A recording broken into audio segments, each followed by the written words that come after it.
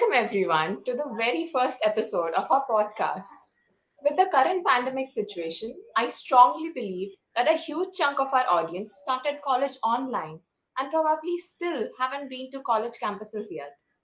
Don't you want to go to college and forge new experiences? Find mentors and seniors and reach your highest potential? Fret not, ZBC brings you a first of its kind podcast where we bring you notable seniors and alumni to discuss a wide range of topics from projects to internships to placements and even college life in general. We got it all covered for you. Me, Heli Dhamesha, along with my co host, Uzair Aladdin, are gonna make sure all your doubts about college are answered right here. Today's episode is called Perfecting Placements, and we have here with us Mr. Siddharth Singer Roy as our very first guest. Yes, guys, he is the same senior who grabbed offers from 7 super dream companies, worked on numerous projects, hackathons, and is experienced in competitive coding. Impressive profile, isn't it? So, first of all, Bhaiya, congratulations to you for achieving such an amazing feat and for your placement in Microsoft. Starting off, could you please give us a brief introduction about yourself to our audience?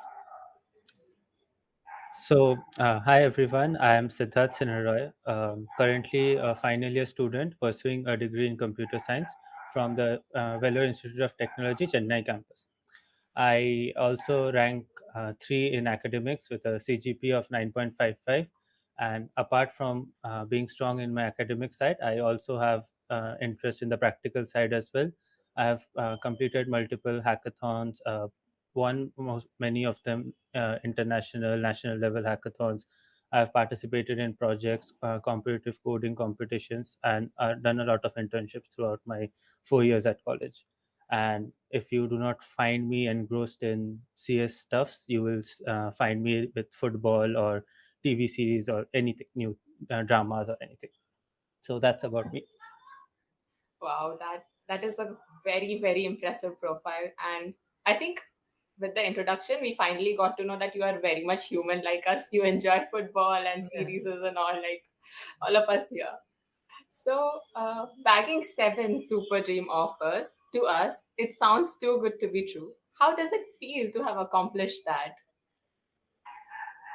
Truthfully, I was surprised, taken aback when I saw my names flashing like it was done via PPT. We were not given a mail. Our chancellor, we had a Zoom video call.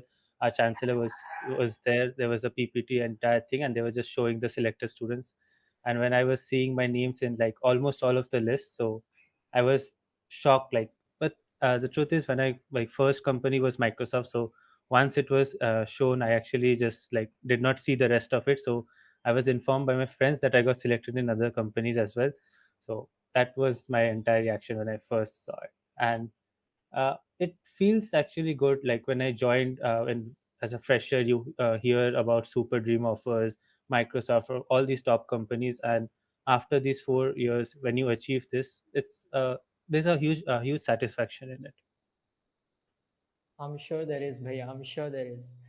Now, coming to the academics part, Bhaiya, how has your experience with college been? Like, what were the highlights of it for you? When I joined in 2018, this was my first time in a hostel environment. I was always in my home. I never visited anywhere without parents or anything. So living without parents and even home food and everything. So the first few months were like very full of anxiety, and there was a fear of what's going to happen, like living independently. But I did find good friends from day one, which have stuck with me for the rest of my. We are still friends. We go out. We go on vacations currently as well. So it has been a good ride. Ups and downs are always there, but it has been a lot of ups in my college life, like winning hackathons or getting meritorious awards from college. And the main highlight was working with my seniors. Like there was, you would know vPropel, which is a coding platform for the college. So it was made by my seniors. So when I was in my first year, I think they were in the third year. So Those people made that project entirely. So when I went on my second year, I got an opportunity to actually work on that project. So under them, I learned a lot, and there's like whatever I have done today or whatever I am today, be it the technical or the practical side or anything, is they have a huge contribution to that. So that has been the major highlight, like working on vPropel with them. Okay, so I guess that going from that anxiety period to working on a project, you grew a lot during that phase. How did you begin your journey to reach where you stand right now? Like the small steps you started taking? Uh, when I joined in first year, I was like mostly engrossed in academics. I did not do a lot of outside stuff, just whatever was taught in the curriculum, I focused mostly on those. But as I went in my second and third year, I was a little deviated from my academics to the practical side. So I was into hackathons or making personal projects or doing some internship or research work or anything, or even open source. So uh, if I say how did I begin my journey, it's like I took small steps. Like first I focused whatever they taught in college, like the basics.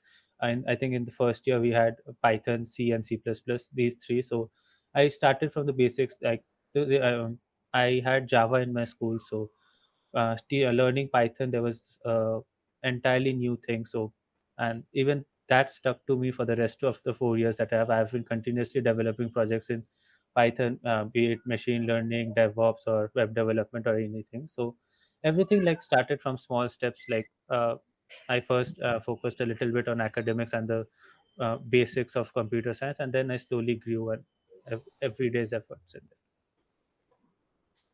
So slowly but surely.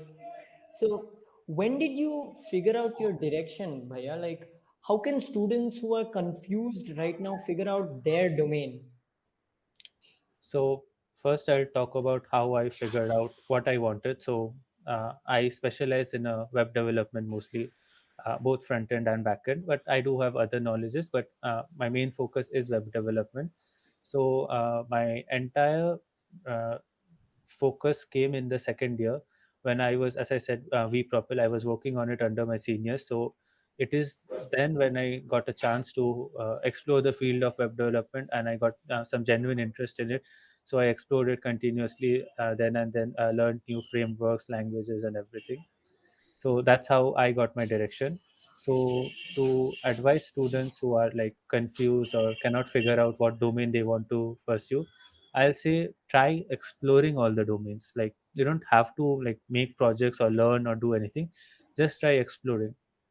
So there are multiple domains, like we have web development, app development, DevOps, competitive programming, machine learning. So there's like vast variety of domains. So you can just read articles about what's like the basics of web development, basics of app development. You do not need to code or do anything. Just you can read articles, watch YouTube videos. So you will see that one of those domains actually interests you, and that's when you can say that you have found your domain of interest. Then you can deep dive into that. So I guess you have to first see whatever is around you, what all options are there, and then select and find your interest, whatever you feel you can go forth with. So I think once you have a domain in mind, you start setting goals for what you want to do later on.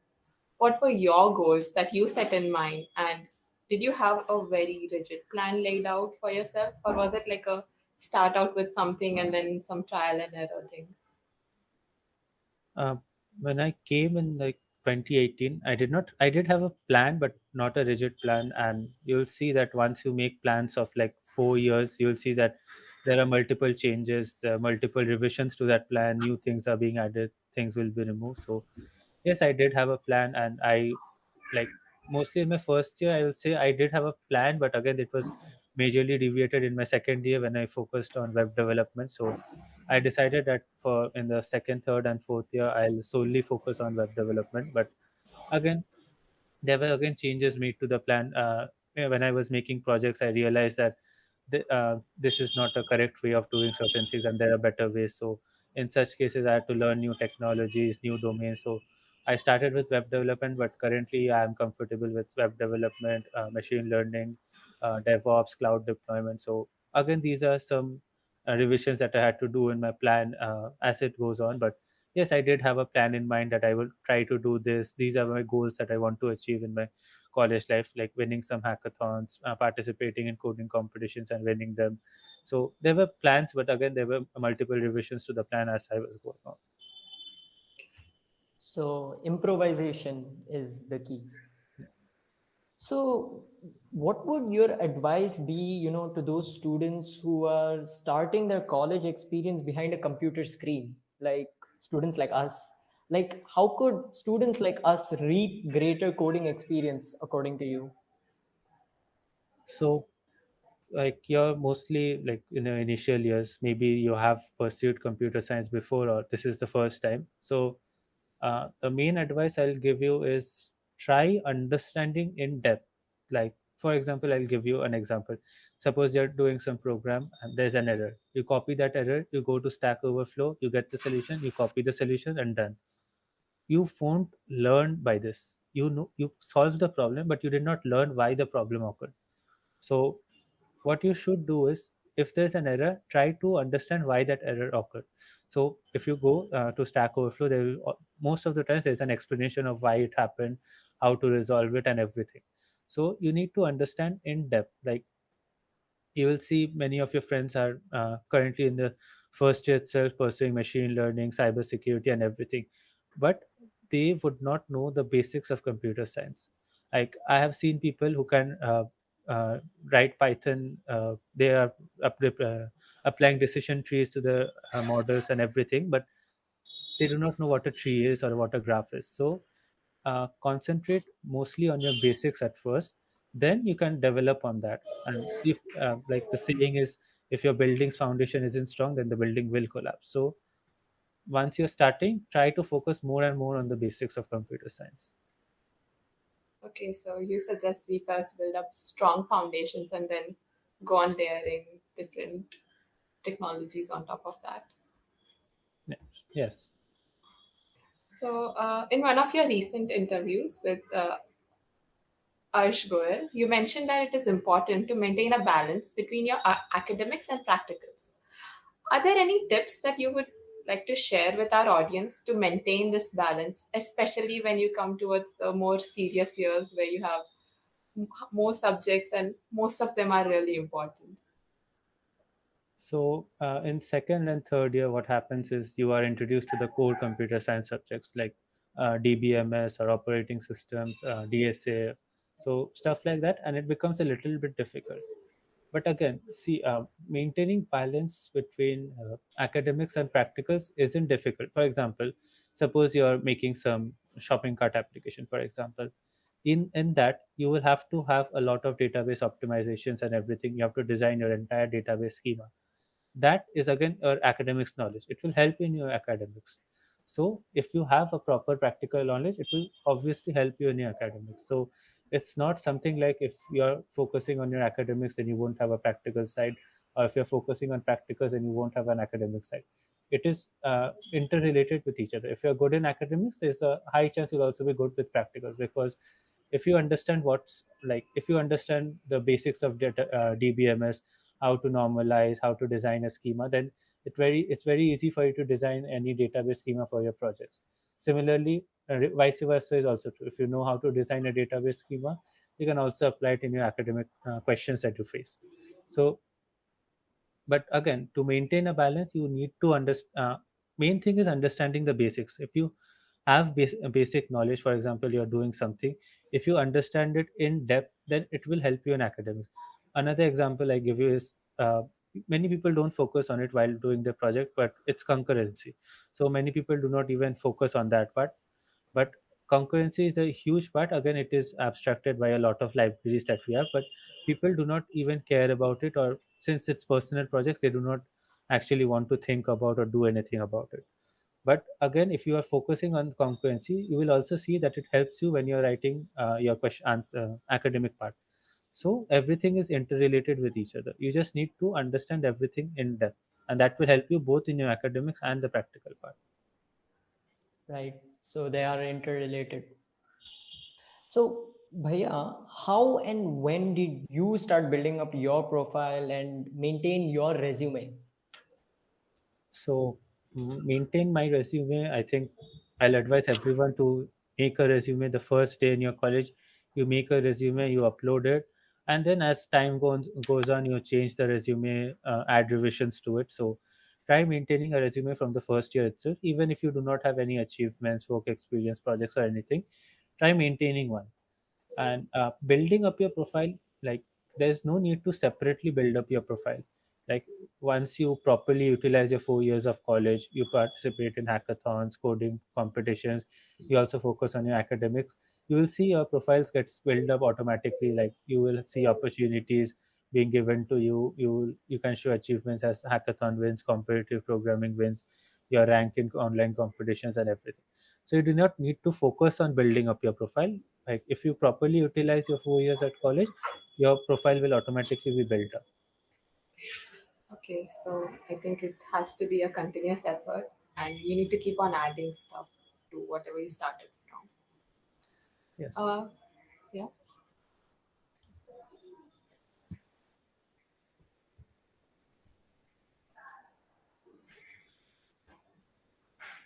I think we should go on. Okay, I thought you were about to say something. I'm sorry. Right. So, moving on to internships. What is the procedure for internships, and what are the rounds that students need to clear in order to get an internship? Like, for example, your placements with Yake Technologies and your first internship. So I'll talk about my first internship. That when I applied it via LinkedIn. So I contacted, like, I'll say a brief on how to get internships first. So there's first I'll say there's no harm in applying to as many as possible. Like, you will see that there's a requirement list. You should be proficient in this, and you will see there are 10 skills. Suppose you know five of them, you can surely go ahead and apply. Like, there's a very rare scenario that people will actually know 10 out of 10 skills. So go ahead and apply, and if they reject, then that's their decision. You try your best to apply and get selected there.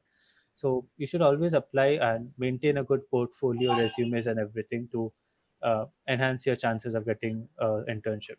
So talking about the rounds, normally you will face, there are multiple rounds for, like, a startup has a different criteria, a unicorn will have a different criteria, and MNCs have a different criteria. So for example, in startups you will face mostly questions related to the role directly. Suppose you have applied for React front end developer, you will face questions related to React. So my internship at Yake Technologies was data analyst role and a bit of backend. So I was mostly questioned about basics of data science, some data analysts, some visualizations. So most of these were my questions. While questions that I faced during my internship selection at NatWest Group was more based on DSA, system design, my resume, behavioral.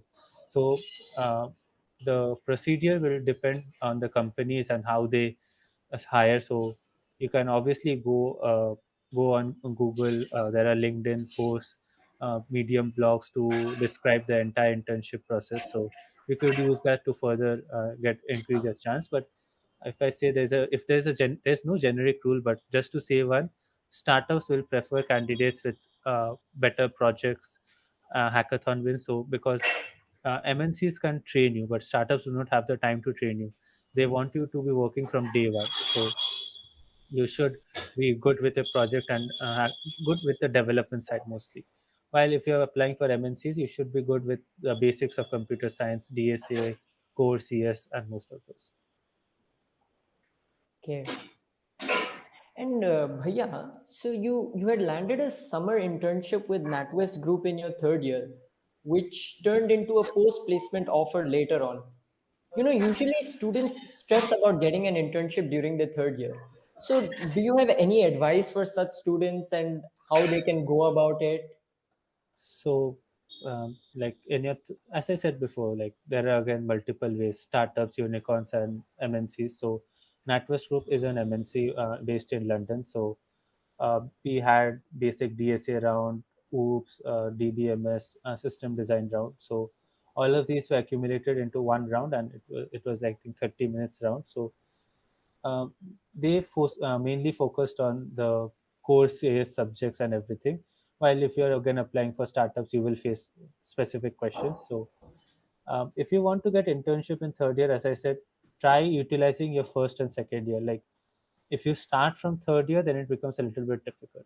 So you can utilize your first and second year properly so that it increases your chance to get an internship in third year. And again, as I said before, main advice is just start applying for as many companies as you can. Like, don't self reject.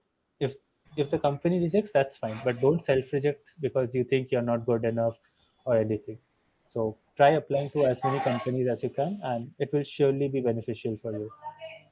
And So, if I had to give you advice on like how to get a PPO offer, so PPO is mostly based on how you perform in your internship. So like in a 2 months internship, there's not much of a contributing scope that you have in a 6 month internship. So mostly in a 2 month internship, what we have is that we don't get a chance to work on the core product. We mostly are given some side project of that product, and we work on that. So again, they have some criteria of success, whether your internship is successful or not. But there are other things that come to factor while you get a PP offer, like how you interact with your colleagues, peers, how do you put your ideas, how you think, and everything. So a lot of things come into play, but it's mostly based on how you perform in that internship. okay, I think this gives us a gist of it. And as that saying goes, there's no harm in trying. So we should try and apply to as many that we can and work our best that we can. Moving on to placements, you secured 5 on-campus placements from Microsoft, PayPal, Morgan Stanley, D-Shaw, and Odan. One placement secured through a hackathon by JP Morgan, and one PPO offer from NatWest Group. We feel you are more than qualified to answer all of these questions. Uh, so, the first question that I would like to ask you is, what are the skills that we should focus on for a good placement?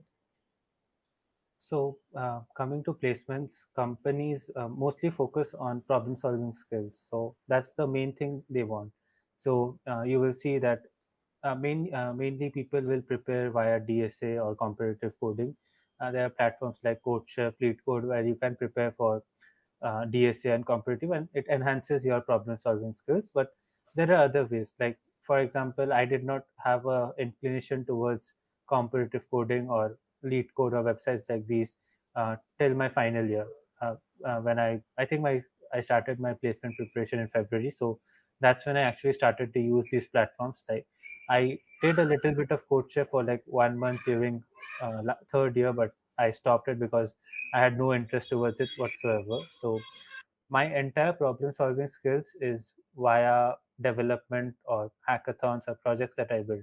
So I'll talk about how development enhances your problem solving skills, because if you go on YouTube or LinkedIn, you will see that people will say just do competitive coding to grab offers from these companies.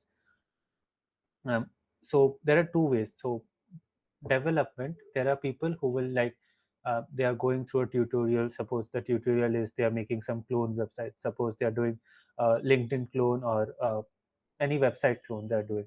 So that does not enhance your problem solving skills. You can learn it. That's a good way to learn. You could do some tutorials and learn it, but that does not solve a problem. And what your project should aim towards is solving problems. So for example, me, in my third year I wanted to update my personal portfolio website, which I built in my second year. I could not, because in second year I did not have that much of a good coding styles or anything to do. It was mostly hard coding and everything. So it wasn't possible for me to edit it. So I thought instead of making a new one, I would use some online website maker or anything to build my portfolio.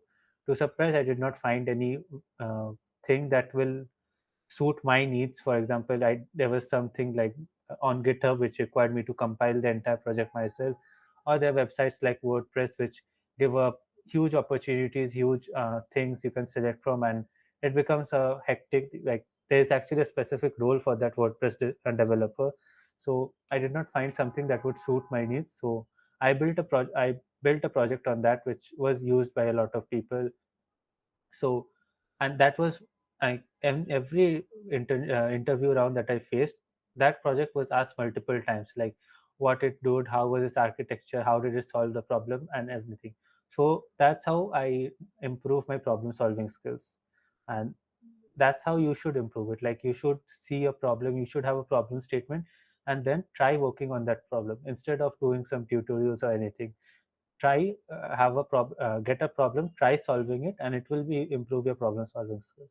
And that's the main thing that's required for a good placement: problem solving skills. Okay.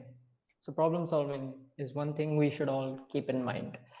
And Bhaiya, what's the minimum CGPA requirement to sit for good placements?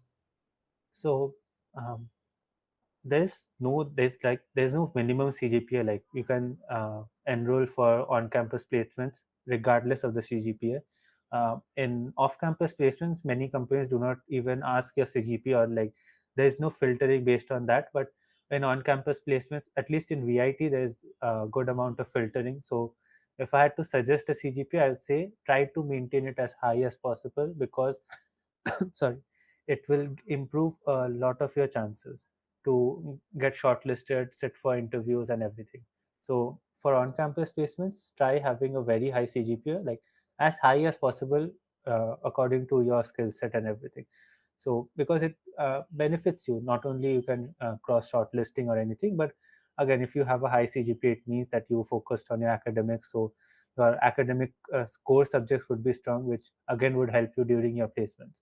So for example, I was very strong in database management, operating system, uh, OOPS, DSA, and that helped me a lot during the my internship interview preparation. Like, my friends were spending days, weeks to prepare for the entire. Like, we have, for example, in an interview, we have a core CS section where you will be given questions for 5 to 10 minutes on the basics of computer science. So you should know it, and if you're not able to answer any of them, that's a huge red flag. So to prepare for that, people spend like 1 week, 2 week to prepare for that. But in case in my case, I did not have to prepare. I used to just spend 1 or 2 hours before the interview, just going through the topics and just recalling everything, because I when I studied it during my college, I had a good in-depth knowledge. So that should help you. So CGPA should be as high as possible. Meaning CGPA definitely plays a good role to secure placements. So, coming on to the interview process and all, I'm pretty sure you've given a lot of interviews. So, you are probably the best person to ask this question to. What was your mindset and strategy to get through the entire placement process? So, talking about me, my placement process, like starting from the placement and the end of placement, was, I think, 3 weeks. And I won't lie, it's very hectic. There's a lot of anxiety, there's a lot of tension. Like, you will have a lot of pressure on you to perform. And those 3 weeks, truthfully, it's like the JE period of your life. You do not want to encounter that again. Like, it's the same for placements. You do not want to encounter those weeks that you had to prepare for placements, go through the placement process again. So it's very hectic. But again, like, what kept me moving was like the joy that, like, currently I do not have anything to do. I'm mostly free, I can do anything I want.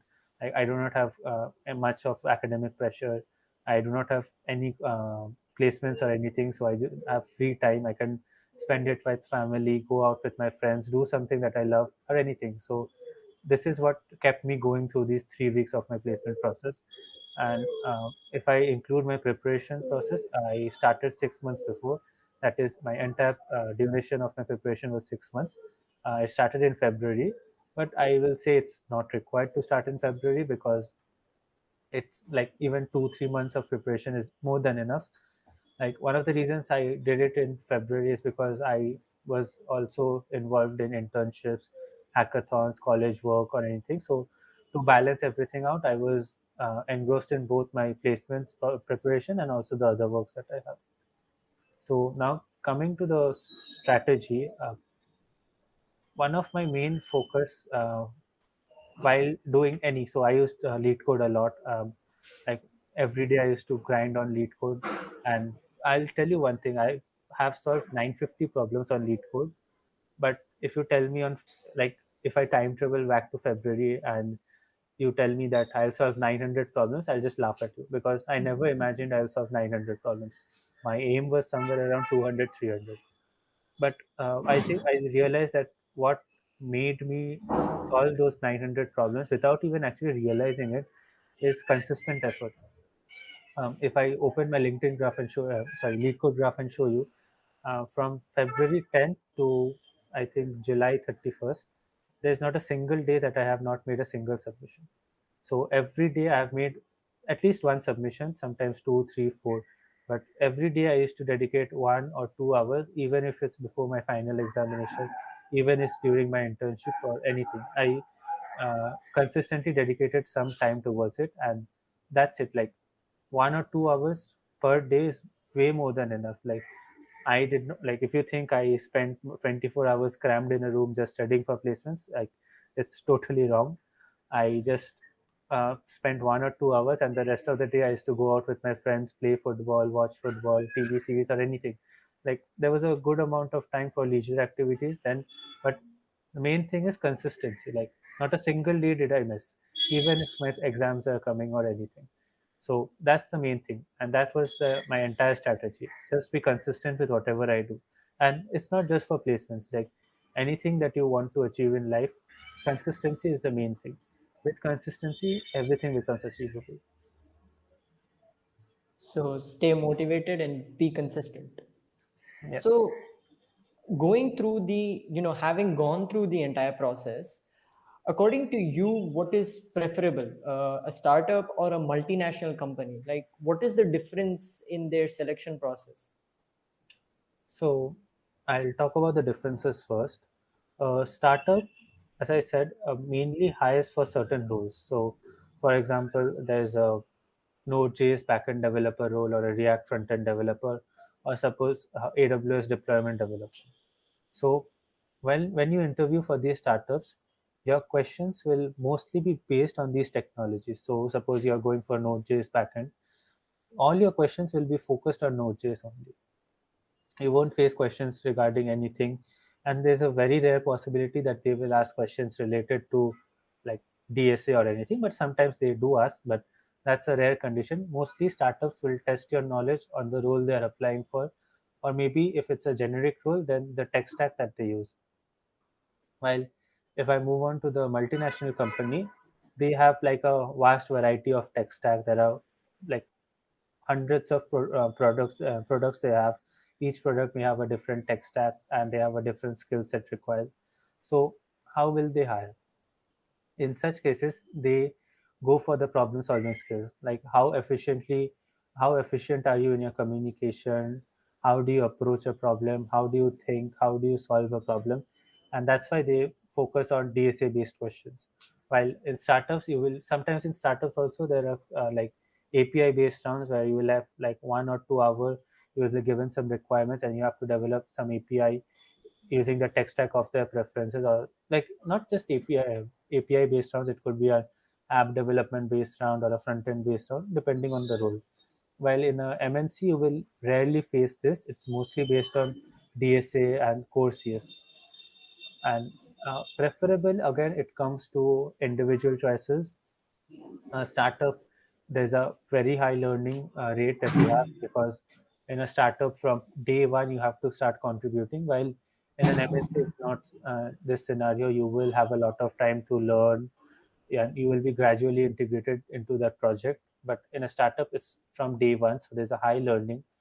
While again, in a multinational company, you will actually learn proper methodologies that actually benefit the company. So for startup, you since you are from day one starting to contribute, there are certain times there are lapses in the security, in the coding style, in the architecture. While in a multinational company, it's actually a rare thing to happen, because there are a lot of setups. Like in startups, there's the famous joke that you have, like, you delete from the wrong database. While try to do that in an MNC, and you will see that you will immediately be restricted by the system. So there's a more methodological way that you learn in an MNC rather than a startup. So there are differences, and like there are pros and cons in both of them, and it again comes down to the individual choices. And talking about preferable, as I said, it's the individual choice of whether they want to work with a startup or an MNC. Like there's no harm in doing both. Like both have different learning curves and anything, and they are equally good. So you do not have to think which is better or anything. Both of them are equally good. It comes down to individual choices and also the company as well. All right. So between both of them, whatever suits your needs, like either you like a structure where you're just plunged into work and you progress a lot later on, or you want a more structured approach to it. It's upon the person. Coming down to the job sector, what is the current trend in job sectors that you observe? What are the fields that are accept? I'm so sorry. Uh, Coming down to the job sectors, what are the current trends that you have observed in it? And what are the fields that are expected to see a boom and provide more opportunities to students? So current trend, you will obviously know data science. It's a highly trending sector right now, but there are also a lot of other sectors that are very easily overlooked, like because data science is like there's a hype over it, but there are other sectors in this industry that have a lot of opportunities. For example, DevOps is a very new sector that has come up, and although companies are slowly starting to accept it into their products, into the tech stack and everything, but it is highly beneficial for the company to have a DevOps developer in their team. Similarly, cloud development is again, there is a lot of opportunities there, but in a generic sense there is a lot of opportunity in any field, be it web development, app development. So there's a lot of opportunities. It comes down to how good you are in these fields. Like if you have a good knowledge, good basic knowledge and everything, you will obviously succeed in that field regardless of what the trend is currently right now. And like if I have to say the sectors that can boom, one of them is blockchain developer. It's slowly starting to be integrated into the mainstream life that we have. So there's a huge scope for that blockchain development. So that is one field there. Like currently there is some hype, but it's not up to that level where it can reach. So if I say one thing, it would be blockchain development. Right. So, coming to an end of our questions, what are the things, according to you, that are often overlooked by students? Uh, like from what I see, like I do talk with a lot of juniors that I've seen in college, and one thing that I see is they do not focus on fundamentals. They, for example, I'll just tell you. Suppose you are learning front end web development. You do some boot camp of 1 week. You learn HTML, CSS, JavaScript, and then you go to React. Now, suppose now you're good in React and you're able to make large scale projects and anything. But the truth about this industry is React will one day die. There will be some new technology that will come up. Even that new technology will die. So again, you can't change your skill set again and again and again. Like you were a React developer, now you have to start from scratch another framework. But but again, now if he starts from scratch, it will take him a lot of time to master that. The reason he mastered React was he spent, like suppose he spent 5 years doing React and he mastered it. Now he can't spend 5 years learning a new technology. While if you had a good fundamental knowledge in JavaScript, which I believe many people actually skip, they do not actually, like if you ask them to write some simple DSA based programs in JavaScript, I'm pretty sure they will fail miserably. So this is one very practical example where people hardly skip the fundamentals and they just go on things that are built upon them. So if you have a strong base in JavaScript, you can easily migrate from React to some other frameworks within a span of 1 month, 2 months instead of 3, 4 years. So this is what I feel, that students, there's a high chance that they overlook fundamentals of computer science and anything. So Again, another example, suppose, as I said before, DBMS concurrency is one of the major issues faced by any MNC or any startup or any company. People easily overlook it while they make their projects. They do not think about concurrency, they do not think about threads, atomicity, or anything, because it is all abstracted from them via libraries. But if you're working in a company, these libraries will never be used. So you will have to be working on these, you will have to look through these. So again, it comes down to how good you are with your fundamentals. And this is what I believe most students overlook. And it does harm them in a longer run, because you do not know the fundamentals. Once there's a change of technology or tech stack, they suffer because they cannot cope up so quickly. Like, suppose you have 5 years experience in this field, and you're not expected to take the same time as it would take a fresher to learn that skill. Like, suppose a fresher takes 6 months to learn that skill, you with 5 years of experience should learn it in 2 3 months. But again, if your fundamental is weak, you cannot learn it. It will take you a lot of time. So if I give an advice to everyone who's watching this video, try to work on your fundamentals. Like, there's no harm in going over, like, learning React or Angular or any new framework, but focus on the basics, focus on JavaScript. If you're using Python, Django, or Flask, then learn about Python. If you're doing data science, you're using models, uh, decision tree, random forest, or if you're using deep learning or neural networks, then learn the maths behind it, like how it works or anything. So that would actually help you once you are in the job sector. It will, you will see that there's more opportunities for you if you have a very strong fundamental knowledge. Thank you so much, Bhaiya, for such an insightful advice, and really thank you, for sharing your personal and academic experiences. It has really been a pleasure and an honor, and I'm sure your guidance will pave a much comprehensive path for our audience towards their future. I think this conversation has been really great. Very good insights and good conversations, I feel, overall. Thank you for taking time out to tell us about your journey and how we should go about paving path for ourselves. If any of our audiences have any more questions, they can drop it down in the comment section, or you can even go to ZBC's Insta page and leave a DM there. Siddharth Bhaiya, we wish you all the very best for all your future endeavors. And once again, congratulations for your placement. Thank you, guys. Thank you, all of you, for staying with us till the end. And stay tuned for more such episodes.